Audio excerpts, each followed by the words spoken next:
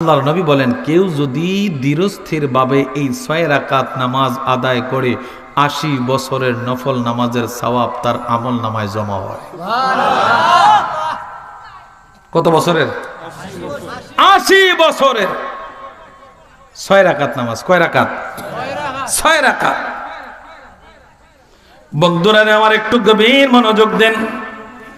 আল্লাহর নবী রাহমাতুল লিল আলামিন বলেন নাই, হাদিসে কুদসিতে আমার আল্লাহ পাক জানায়া দেন, আন আবি হুরায়রা রাদিয়াল্লাহু তাআলা আনহু قال قال رسول الله صلى الله عليه وسلم قال ان الله تعالى من عادى لي وليا فقد عازنته بالحرب।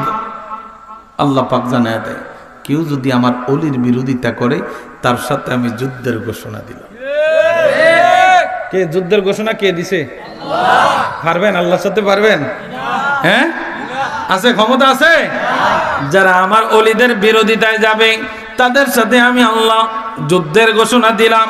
ও দুনিয়ার মুসলমান, আল্লাহ পাক জানায় দাও, মা তাকাররাবা ইলাইয়া আবদি বিশাইইন আহাব্বু ইলাইয়া মিম্মা আফতারাতু আলাইহি ওয়া মা ইয়াজালু আবদি ইয়াতাকাররাবু ইলাইয়া বিন নওয়াফিল। মনোযোগ। কি বাবা, খারাপ লাগতেছে? আমি মনোযোগ, একটু মনোযোগ দেন। আল্লাহ পাক জানায় দেয় জগতের মানুষেরা নেই, বান্দা ফরজ ইবাদত করতে করতে আমি মাওলার সন্তুষ্টি অর্জন করে। এই আমার দিকে মনোযোগ দেন, আপনার সাথে দিকে চান। ফরজ ইবাদত করতে করতে আমি মাওলার সন্তুষ্টি অর্জন করে। কে বলে? আল্লাহ পাক বলছেন, হাদিসে কুদসির কথা। কিন্তু যখন বান্দা ফরজ ইবাদতের পাশাপাশি নফল ইবাদত করে, কোন ইবাদত? আরো জোরে কোন ইবাদত? নফল ইবাদত করে। এই নফল ইবাদতের দ্বারা সে আমি আল্লাহর অতি নিকটবর্তী হয়ে যায়।